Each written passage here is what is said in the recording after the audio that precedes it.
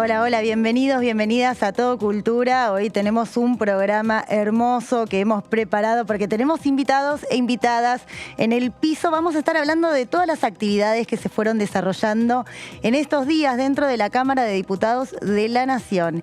Y como les voy a anticipar ahora, vamos a hablar con diferentes artistas. Vamos a hablar con Emanero, un gran referente del rap, de la música actual en Argentina. Nos va a contar sobre su trayectoria, sobre sus comienzos y también vamos a profundizar sobre una actividad que se desarrolló en el Congreso de la Nación, justamente que organizó la Dirección General de Cultura y Museos de la Cámara de Diputados, junto con Sol Despeinada, que es docente, médica de la Universidad Nacional de Buenos Aires, y generaron este evento que se llama Educar por la Diversidad. En esta actividad participó Emanero con un gran show y va a estar en el piso con nosotros para contarnos todos los detalles, además de su trayectoria artística. Y hablando de arte, vamos a entrevistar a un gran referente del cine argentino, una actriz que nos ha hecho reír, llorar, sentir todo tipo de emociones porque se destaca su talento en la pantalla. Ella es Ana Celentano. Viene hoy a Todo Cultura para contarnos de un homenaje, Evita Eterna, la construcción de un mito, una actividad que se desarrolló aquí en la Cámara de Diputados. Hace 70 años, como dice el título, se realizó una actividad, hubo audiovisuales donde diferentes realizadoras, historiadoras y actrices contaban también historias y anécdotas de esta mujer que es un referente en la Argentina, tanto en el teatro como en la vida política.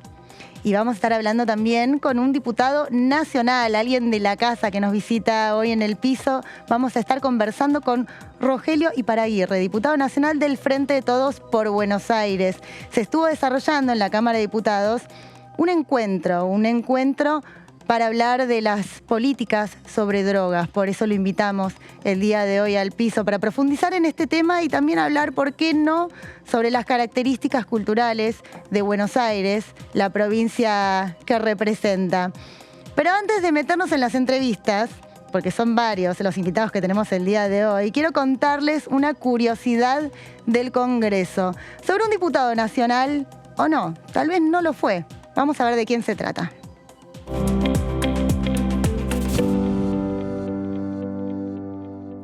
Hoy, en Curiosidades del Congreso, vamos a compartirles una historia particular. Un 25 de marzo del año 1992, en la Cámara de Diputados, se trataba la aprobación del marco regulatorio para la privatización de la entonces empresa de gas del Estado. El debate se prolonga, por lo que se decide postergar la votación para la jornada siguiente. Se descontaba que el oficialismo lograría contar con los diputados suficientes para alcanzar el quórum y la mayoría para votarla positivamente, y es aquí donde sucede lo inaudito. Mientras transcurre con normalidad el inicio de la sesión, uno de los periodistas acreditados les advierte a sus colegas: ese señor que está ahí, en esa punta, no es diputado. Increíble. Armando Vidal, experimentado periodista parlamentario, baja entonces intempestivamente al recinto con el objeto de ir a buscar al intruso, algo que efectivamente logra al encontrarlo en el hemiciclo posterior a la sala de periodistas. Allí lo increpa. Confesó porque llegué primero a hacerle la pregunta. Y la pregunta fue simple: ¿o es usted diputado? Dijo no. Y entonces, ¿qué hacía sentado en una banca? Entonces respondió: me sentí descompuesto y me dijeron que me sentara allí. Juan Abraham Kenan, de 72 años y asesor del exdiputado justicialista bonaerense Julio Manuel Samid, olvidó mencionar algunos detalles. Al haberse sentado en la banca del radical Miguel Marcoli, había permitido llegar al quórum, pero no solo eso, sino que además había levantado su mano para votar positivamente una ley nacional. 114 votaron por la afirmativa, y por la negativa, una abstención. Cabe entonces preguntarse: ¿cómo pudo un asesor hacerse pasar por un diputado?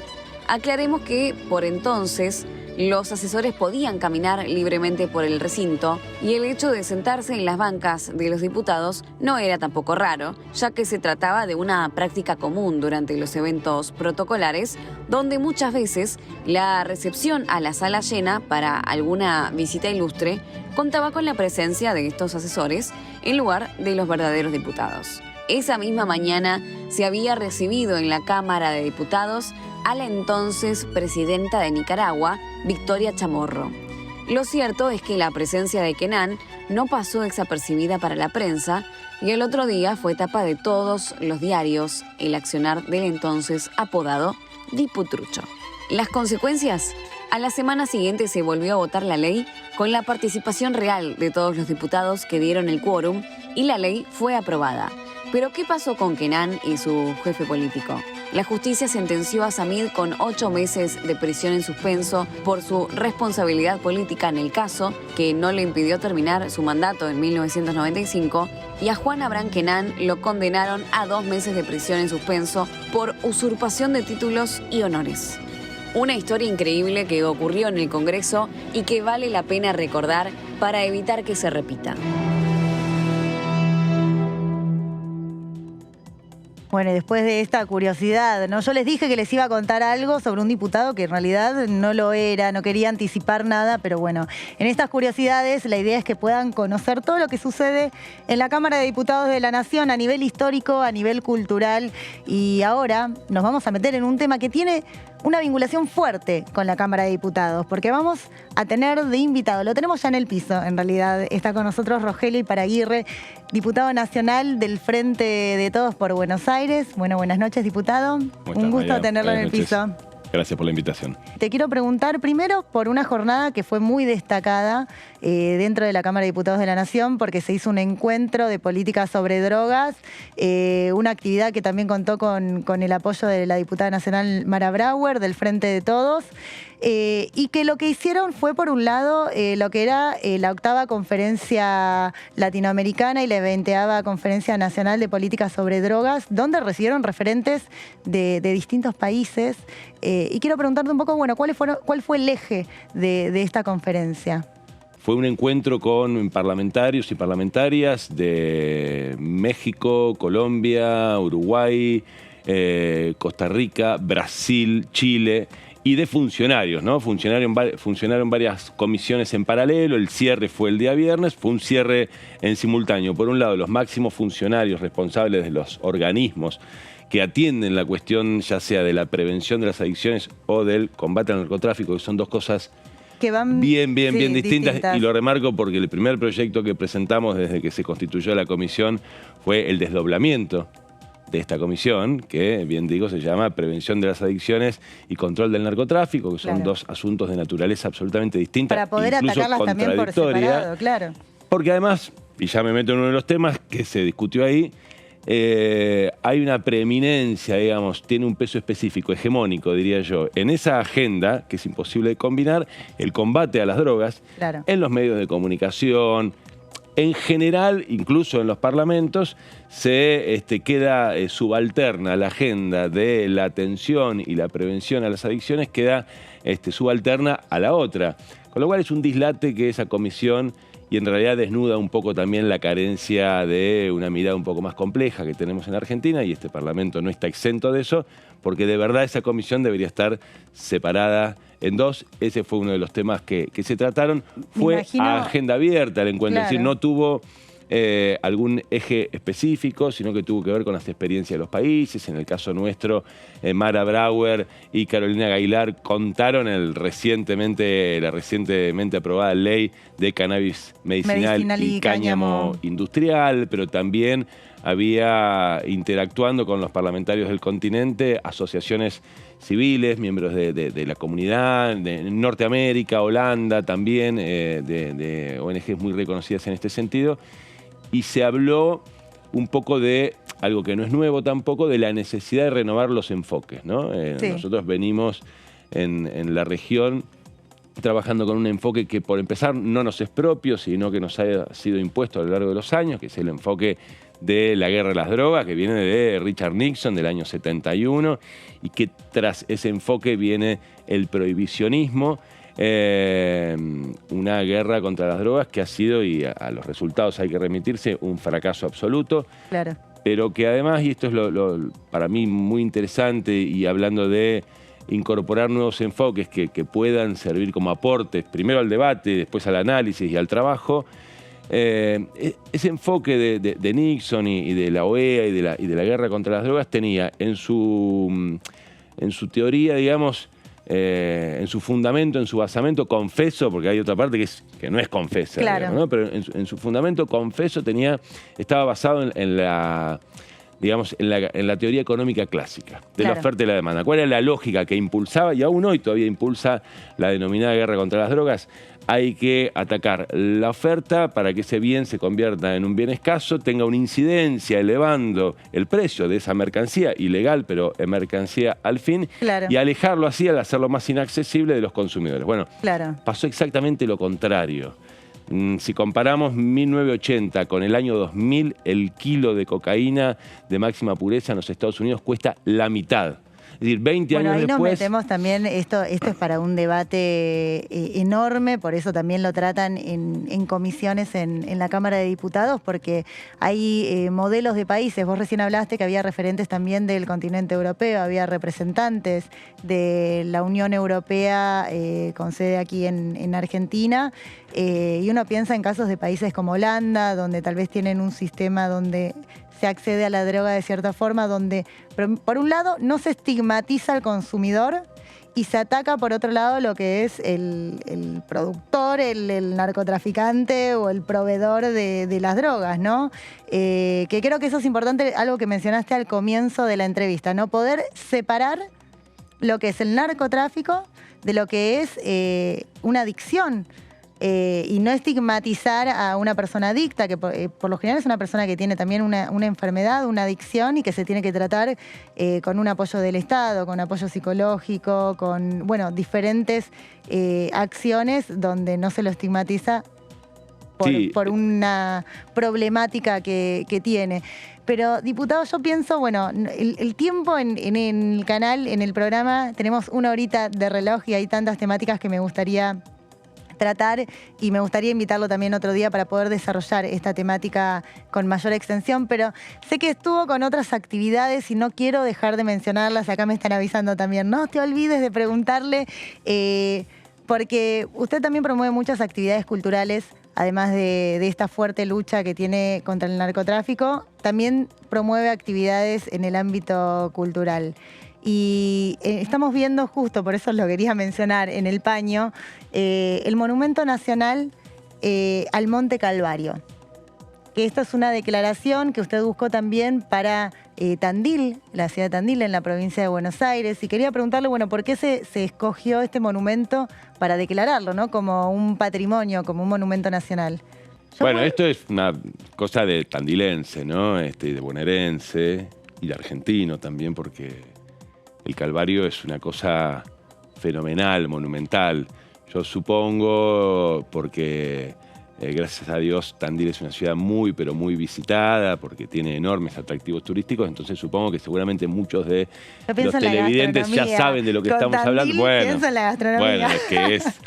y a esta hora, ¿no? Que todavía no cenamos, pensás en la gastronomía tandilense y...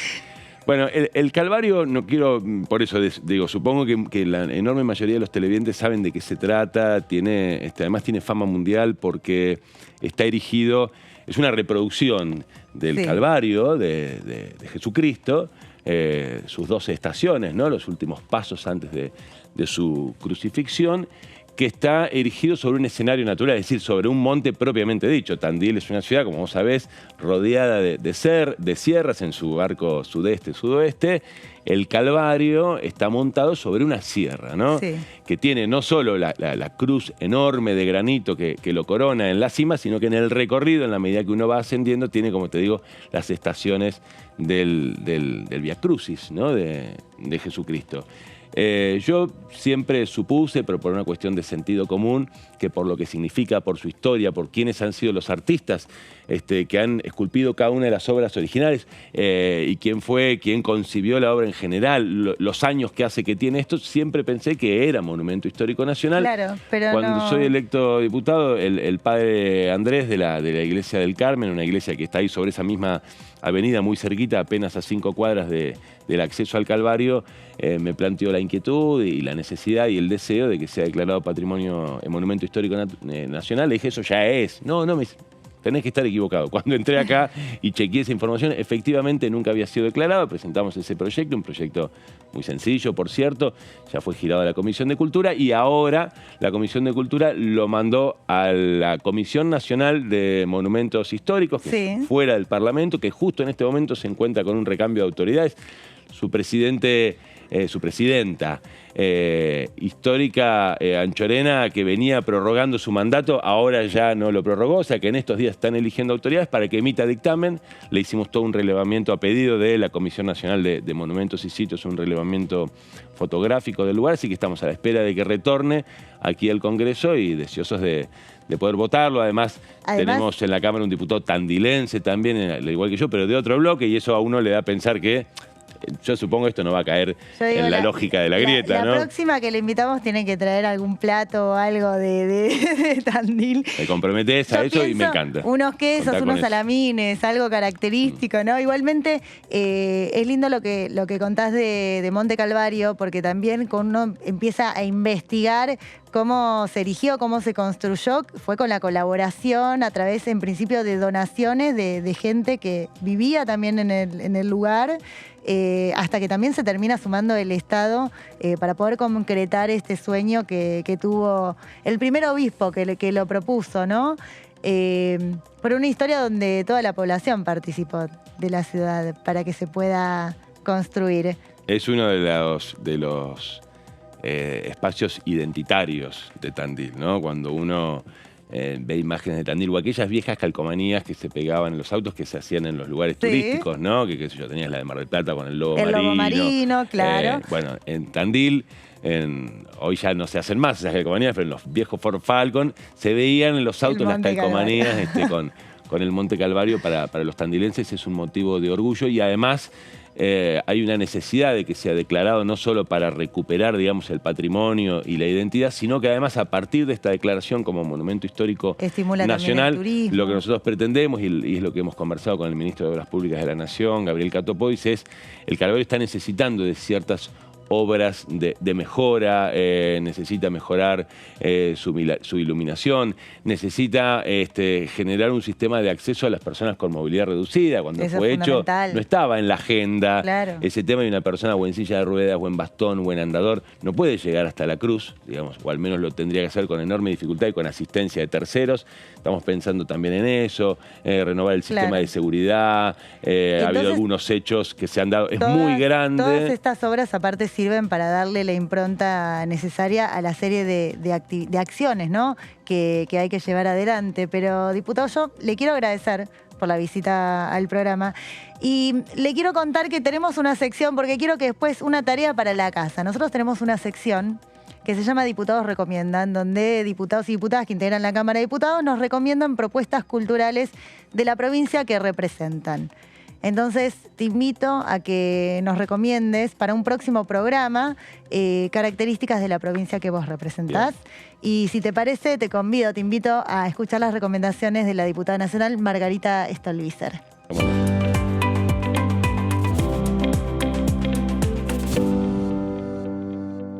Hola, les paso cuáles son mis recomendados. El libro, yo soy una fan de Eduardo Sacheri, he leído casi todos. El último es Los días de la Revolución y es la primera vez que Eduardo escribe sobre historia argentina. Es un libro muy recomendable. En las películas había varias de las argentinas, pero también me inclino por una que fue llevar al cine uno de los libros de Eduardo, y es La Odisea de los Giles. Fortunato Mansi es un monstruo. ¡Muchacho! Cagaron a un país entero y vos te la venís a agarrar con mi marido. Somos chorros. Queremos recuperar lo que es nuestro. Hoy es un día histórico. Vamos a recuperar lo que nos pertenece. También me parece que es muy buena y pinta un poco a la Argentina. Y en cantantes, bueno, también delata la edad que tengo, pero me gusta Jairo. Jairo creo que es la voz argentina de todos los tiempos. Tal vez que ya nunca vuelva a contemplar tus salinas. Barranca, tierra querida, te dejo esta chacarera. Vidita y ama y con caucho, a quien se va campo afuera.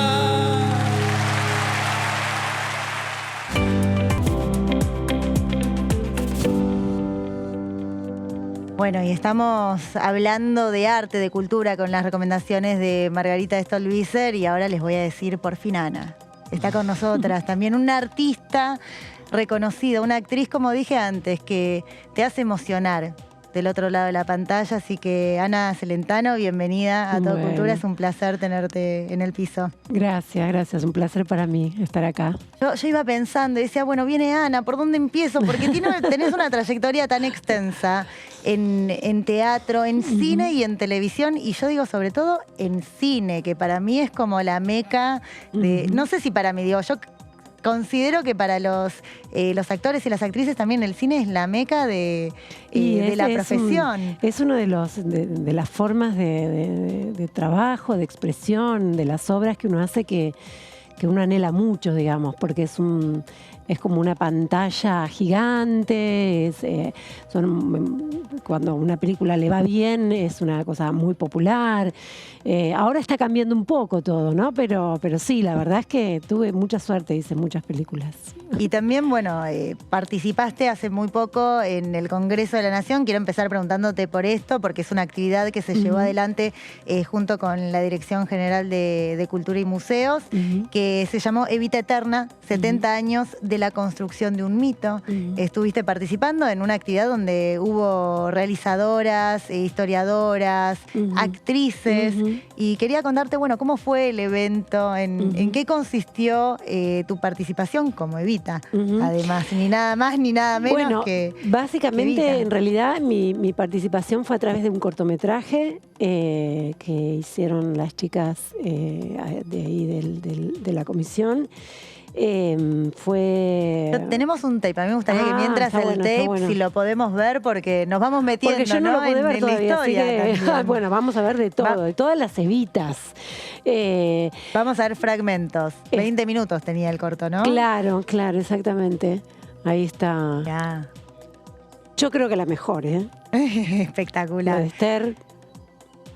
Qué parecida, por favor. Sí, todo lo que le puso realmente.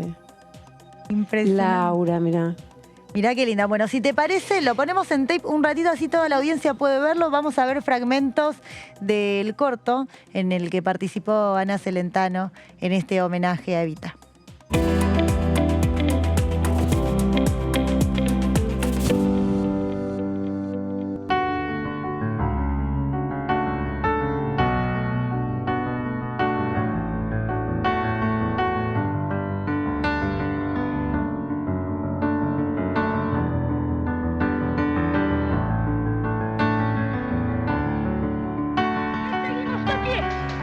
Conocemos el cansancio en esta vigilia por nuestra redención y que el general Perón nos está indisolublemente unido en la batalla permanente por la justicia social.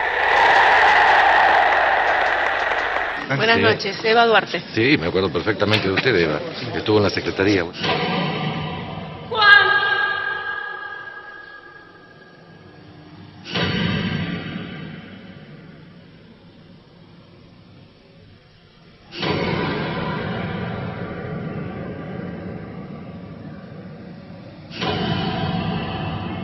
Empezamos a ensayar esta obra en el año 2014. Si bien ya el feminismo tiene más de un siglo y pico, digamos, en el momento, no es el mismo momento que ahora en la Argentina, ¿no? Después del Ni Una Menos, de la irrupción del movimiento de mujeres, que fue como una onda expansiva, ¿no?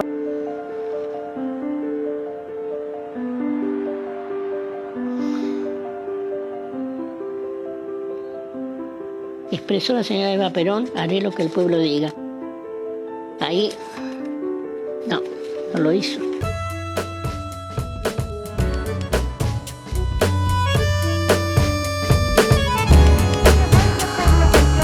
Por lo que tengo una sola cosa que vale, la tengo en mi corazón, me quema en el alma, me duele en mi carne y arde en mis nervios.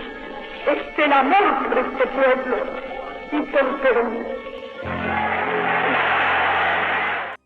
Bueno, acabamos de ver a distintas actrices en la piel de Evita, en este corto que se proyectó en esta actividad en homenaje. Y vos también, Ana, estás con una obra de teatro, Ser Ellas, donde interpretas a Evita. Así es. Tenemos imágenes también. Muy Si te bien. parece, vamos a verlas.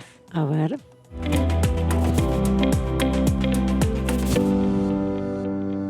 Llego a la preparatoria y en plena etapa de ebullición ideológica y creativa, me subo al coche que justo va a ser atropellado por un trolebús. Díganme si eso no es mala suerte innata. Le dijo la mujer esa que nos miraba con desprecio. Yo la miré, orgullosa. Jamás vi a alguien llevar la humillación con tanta dignidad. Mujeres que aceptaban que para compensar el vacío de su corazón se convertían en esclavas de sus hijos. ¡La Mater Dolorosa! Mujeres que elegían resignar toda vida personal, todo placer para así poder adoptar una actitud de víctimas que les permita negar a sus hijos toda independencia. ¡La Mater Dolorosa hace de su sufrimiento un arma de dominación!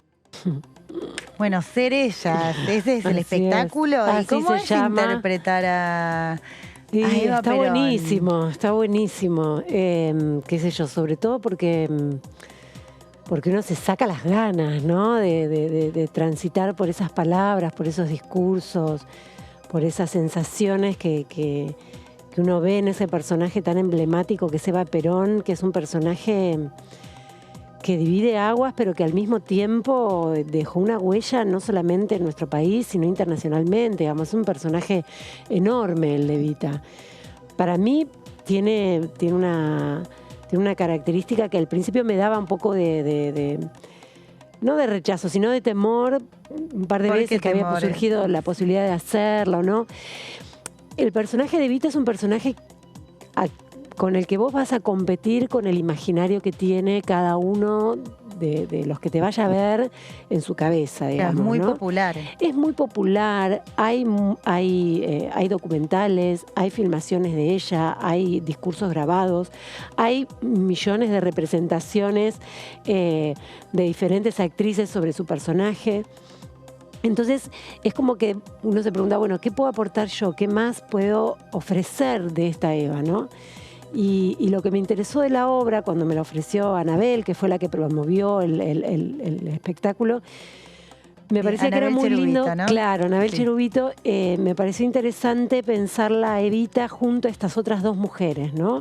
Y en un momento en el que la discusión es también alrededor de la figura de la mujer, de mujeres que tuvieron también parejas muy importantes, tan importantes como ellas, y me parecía que era interesante verla en ese movimiento, ¿no? En ese debate. Interactuaba también, claro. Exactamente.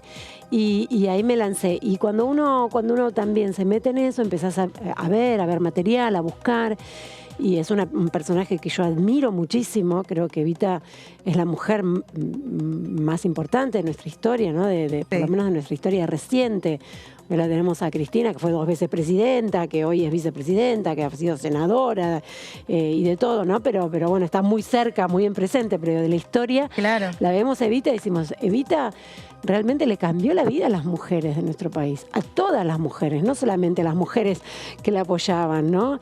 La patria potestad, el derecho al voto, la posibilidad de ser elegidas, no solamente de votar. Y me parece que para mí cada función es un homenaje a ella también, ¿no? Y a esta cosa a esta posibilidad de mantenerla viva, de mantenerla vigente, ¿no? De sentir que está entre nosotros porque todavía seguimos peleando por nuevos derechos, y pelear por nuevos derechos tiene que ver con haber conseguido otros en el pasado, ¿no? Sí, yo pienso, vos decís lo de seguimos peleando por nuevos derechos. Nosotros en Argentina seguimos peleando por derechos, y si uno se mira y abre la lupa y mira alrededor del mundo, nos falta tanto a las mujeres por conseguir realmente derechos, por realmente ser iguales, poder estudiar, poder ir a un hospital, poder salir de nuestras casas sin tener que estar acompañadas. Digo, nos falta tanto, ¿no? Es más macro esto, no es tan micro. Sí, también porque por ahí algunas cosas las hemos conquistado, pero aún todavía hoy vemos que no es lo mismo para una mujer estar en el poder que para un hombre. ¿Y qué pasa? ¿No? Yo te voy a preguntar en tu especialidad, ¿no? En tu profesión, que es la actuación. ¿Cómo es ser mujer en la actuación? En el cine, en la tele, en el teatro. Y esto lo planteo porque, bueno, siempre se plantean distintos escenarios, bueno, cómo es, por ejemplo, el deporte con la mujer. Sí, hay singularidades también de cada espacio. ¿Qué pasa en el ámbito de la actuación? Sí, es interesante, lo hemos debatido bastante, ¿no? Con compañeras, con compañeros también. Yo creo que hay un par de cosas que son como las más llamativas, que responden también, ¿no? a la sociedad en la que vivimos, patriarcal, machista, que tienen que ver con la cuestión salarial. Claro. La cuestión salarial es muy difícil que encuentres actrices, hay muy pocas, que si hay un protagónico femenino y masculino en una película, cobren lo mismo. Es muy poco. Son realmente muy pocos los casos. En general la brecha salarial es muy grande. También pasa algo que sucede, que son pocas. Uno dice siempre en el cine, por ejemplo, no corta ticket, ¿no? Claro. Esos actores que me sobran los dedos de esta mano para contarlos, que cortan ticket, que vos decís, están en una película y la gente va a ir a ver la película solo porque están ellos. Claro, ¿no? que ya tiene garantizado el... Eso es difícil encontrarlo en las actrices. No hay muchas actrices que hagan eso, que te aseguren. También son muy pocas, también me sobran los dedos de una mano, y son muy pocas las que logran eso, ¿no? Y eso tiene que ver también con cómo se mueve el mundo, ¿no? Y cómo los varones logran tener determinados privilegios que las mujeres no tenemos, ¿no? Claro. Y que todavía no sea muy igualitaria la cosa. Sí, yo pienso con esto que planteas, ¿no? Lo que pasa con las actrices, como cuando le hacen una entrevista, qué tipo de preguntas se le hace a una actriz y qué otras preguntas que son distintas le suelen hacer a un actor. Bueno, eso me imagino que pasa mucho. Pero, Ana, la verdad, nos estamos quedando sin tiempo y yo quiero, porque podemos hablar de tantas cosas, podemos hablar de Irene Gurtig, el gran papel que hiciste en la serie de María Marta. La verdad es, como lo decía en la presentación, y esto fue muy sincero, lo que transmitís, porque vos te crees el personaje. Es decir, el que lo está mirando dice... Ahí estoy. Estoy en el medio de esta familia.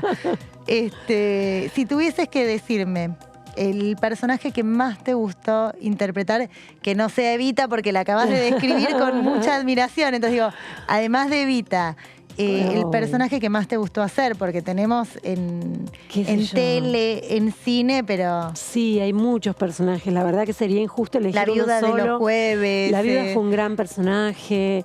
Mi primer protagónico en cine, que fue un personaje que se llamaba Carla, que era una mujer que desaparecía su marido, lo iba a buscar y encontraba un hombre igual a él, pero no sabía si era él o no. Sí. Una película de Sandra Gugliotta, una película hermosa con Natalia Oreiro, que recién la veíamos en Evita, que está también, y Germán Palacios.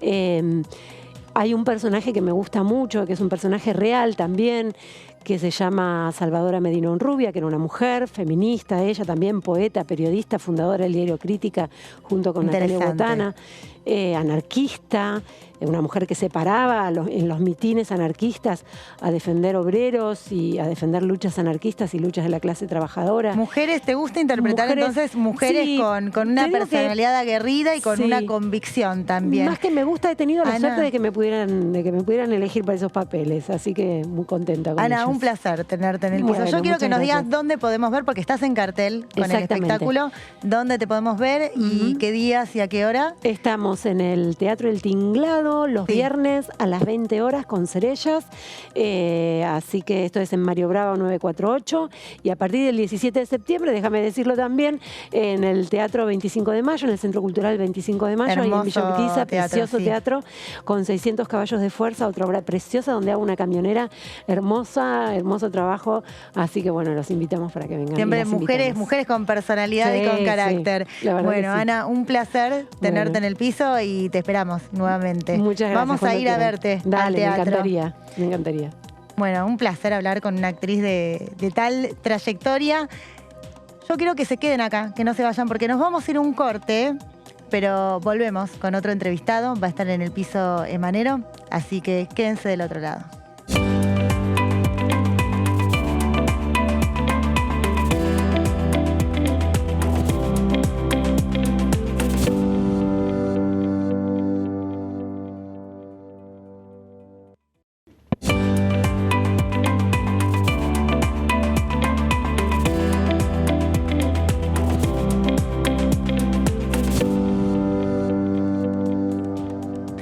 Bueno, y como les había adelantado, se llevó adelante una actividad, Educar por la Diversidad. Educar por la Diversidad es una jornada que desarrolló la Dirección General de Cultura y Museos de la Cámara de Diputados de la Nación, junto con Sol Despeinada, médica de la Universidad Nacional de Buenos Aires, docente también, y que tuvo la participación activa de diferentes referentes juveniles. En el Día Internacional también de las Juventudes es que se llevó a cabo este evento, y por eso se convocó a participar a un artista que tuvo una fuerte vinculación por campañas anti-bullying. Y estamos hablando de Emanero, que está en el piso con nosotros, así que buenas noches, bienvenido. Todo bien, gracias. ¿Cómo estás? Bien, todo tranqui, por suerte. Quiero que me cuentes primero, bueno, ¿cómo fue participar de este evento dentro del Congreso de la Nación, que es la Casa del Pueblo, la Casa de las Leyes? Sí, estuvo lindo. Fue muy impactante cuando estábamos yendo en parte del camino para llegar hacia el lugar donde era el evento. Pasamos por la parte donde están todos los sillones y es enorme. Y ¿Habías ingresado antes al Congreso de la Nación? No, estábamos con Marce, mi manager, y fue muy impactante. Como estaba vacío totalmente, súper iluminado, y fue muy impactante. De verlo toda mi vida por la tele a veces o en noticias siempre, y estar ahí fue como un lugar muy imponente. Un edificio aparte histórico que tiene cada pared, cada columna tiene una historia guardada, y donde, bueno, dentro del recinto, no sé si llegaste a hacer el recorrido entero, pero dentro del recinto tenemos historia. Sí, me imagino. De grandes logros. Sí, me imagino. Además, saber todo lo que, todas las personas que han pasado por ahí, los íconos de la política y de la Argentina que pasaron por ahí, es muy loco imaginarse eso. Pero estuvo bueno, y la actividad obviamente estuvo muy linda, muy lindo haber participado, y lo que se dio ahí, la charla, escuchar las preguntas de la gente que contaban cosas, todo estuvo muy bueno. ¿Cómo pensás que incide hoy en las juventudes, ¿no? En los chicos y en las chicas de hoy en día, el tema de la educación sexual, del bullying, que son las temáticas también centrales que se abordaron ese día? Sí, por suerte, a mí me tocó hablar de bullying, que no es que sea un entendido en el tema ni nada, pero por haber estado en la campaña Si no haces nada, sos parte del Consejo Publicitario Argentino en 2013, me tuvieron que poner en tema, y tuve como que enterarme un poco de qué se trataba, y no solamente de qué se trataba, sino cómo es la problemática en el país. Y actualmente, claro, actualmente, porque no es lo mismo. Yo tenía como referentes más de películas estadounidenses relacionadas con el bullying, y es distinto, en cada país es muy distinto, pero es como una problemática muy puntual, y a mí me tocó un poco hablar de eso y contar mi experiencia. Sé que también se habló, yo llegué un poco tarde, sé que también se habló de educación sexual.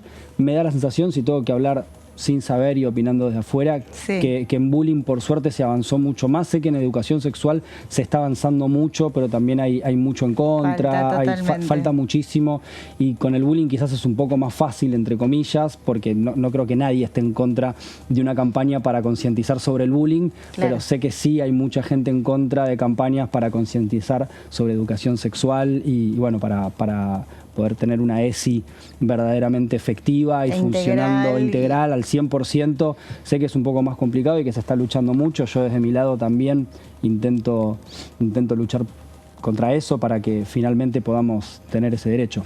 Claro, vos desde tu lado, primero como comunicador, porque sos un artista conocido, que te siguen también muchísimos jóvenes, muchísimas personas, y en este caso, hablando sobre una temática tan importante como el bullying, yo te quiero preguntar si el bullying, si lo conociste alguna vez en primera persona, si te tocó vivirlo, o tal vez algún cercano o algún ser querido tuyo. No, eso fue muy loco cuando tuve que hacer la campaña, porque no...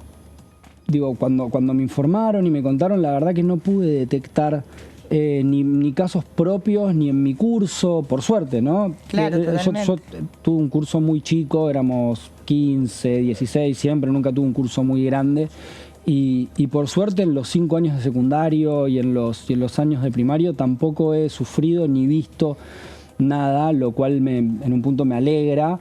Y eso hizo que el trabajo sea un poco más desafiante para mí, claro, porque lo que yo tenía que hacer básicamente para la campaña era hacer una canción que hable sobre la problemática y encima yo elegí hacer una canción en primera persona, hice una primera versión de la canción en primera persona que se llama igual que la campaña, si no haces nada sos parte. Claro. Y hice una primera versión. Desde el lado del Consejo Publicitario Argentino había muchos expertos, psicólogos que estaban muy en tema, me la corrigieron entre comillas, no es que me la corrigieron, pero me explicaron, mirá, esto no se da tan así, fíjate, es más así, entonces la fuimos como puliendo de a poco para llegar a lo que fue y para que la canción sea como más verdadera e impactante. Y el hecho de que haya sido en primera persona también sirvió mucho, porque es una canción que creo, hoy viéndolo a la distancia, es una canción que le hablaba a todos. Le hablaba, primero trataba de generar identificación con el chico que sufría, sí, y después trataba de hablar un poco señalando, pero sin ser demasiado duro, sino más tratando de levantar la oreja y llamar la atención, no tan de retar, a todos los partícipes externos, que son los que ven que está habiendo bullying en el curso y no hacen nada. Claro, y no hacen nada, se quedan inactivos. Sí, los directores, los maestros, que muchas veces, pero pasa casi en la mitad de los casos pasa que te enterás que retan y que terminan suspendiendo al chico que sufre bullying. Sí, a la víctima más que al victimario. Por insistente, porque el victimario y quizás el que hace bullying lo hace más a escondidas y esto. Entonces termina como siendo más protagonista el que sufre y parece muchas veces hasta tildado como de molesto en el curso, como que todo el tiempo se queja y se les escapa muchas veces a las autoridades de los colegios. Entonces es como un problema muy, muy puntual.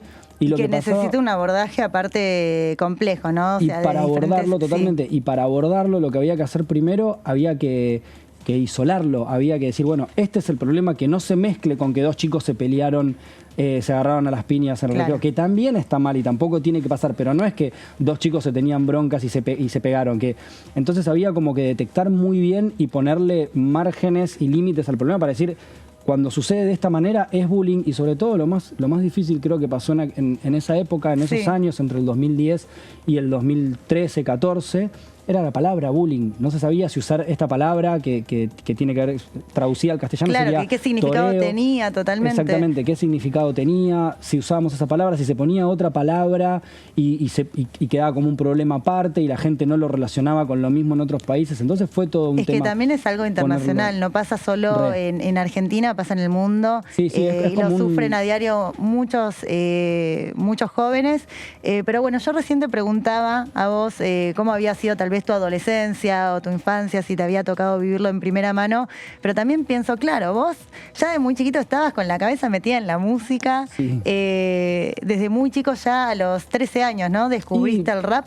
¿Puede ser? Un poquito más grande, sí, más o menos a los 13, 14, cuando empecé el secundario, más o menos 13, 14, en primer año, empecé a escuchar un poco de rap, y más a los 15, 16, me empezó a dar como la curiosidad de que a mí me gustaba la música, siempre había tocado un poco el piano, un poco la guitarra, un poco la batería.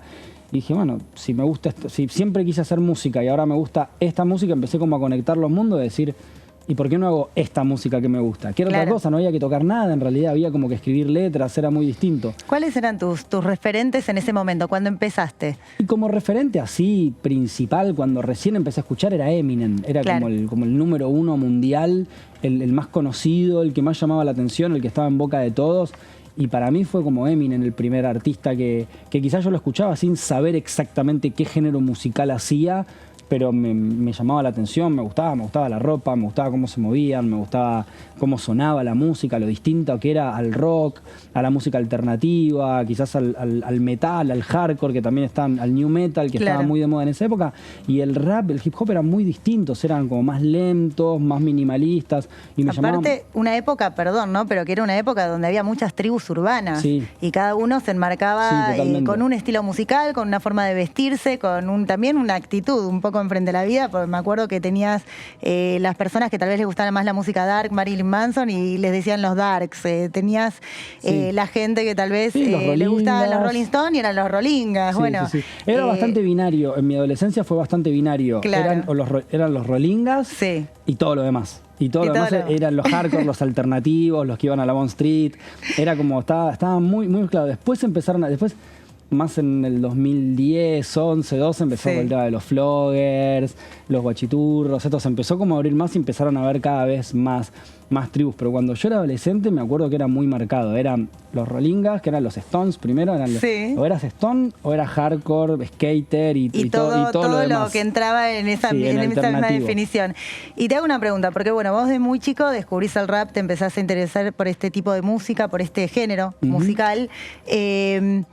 Pero también empezaste a autogestionarte, a desarrollar tu propia música. Bueno, ¿cómo fue ese primer momento cuando dijiste, bueno, quiero empezar a componer, quiero hacer mis temas y quiero que los demás los escuchen? Y fue un momento de pura investigación, era muy divertido. Fue casi por necesidad lo de autogestionarse y lo de aprender a producir y lo de aprender a grabar y aprender a hacer música en la computadora. Y no sé, todo eso lo recuerdo como una época muy divertida donde todos los días aprendí algo nuevo, que hoy sigue pasando un poco lo mismo, pero quizás ya tengo la cabeza en otras cosas, no tanto como en ese momento que era una actividad nueva. Ya seteaste el chip, digamos que ya estás también ayornado. Totalmente. En ese momento, ¿cuáles eran tus herramientas de trabajo en los comienzos? No, solamente una computadora en mi casa. Una computadora y un micrófono que conseguí por ahí. Pero esas fueron era mi única herramienta. Estaba todo el día con la compu, bajando sonidos, información, aprendiendo a cómo grabarme, cómo hacerlo sonar y todo eso. ¿Y te acordás, bueno, el primer tema que compusiste, qué fue lo que te inspiró? Y el primer tema que yo compuse, el primer artista que me inspiró a componer y que me dio como un norte, porque una cosa era escuchar Eminem, que era en inglés, y que yo, si bien me gustaba todo lo que escuchaba y cómo sonaba, no entendía muy bien lo que estaba diciendo, y aunque veas la traducción de las letras, era muy local, ¿viste? Tenía mucho que ver con lo que pasaba en Estados Unidos y con la manera de hablar de allá. Y el primer artista los primeros dos artistas que me dieron como ganas de escribir y me dieron como un norte sobre cómo podía escribir y cómo sería, fueron Tiro de Gracia, que es una banda chilena, y Nach, que es un artista español. Fueron como mis dos primeras bandas que escuché,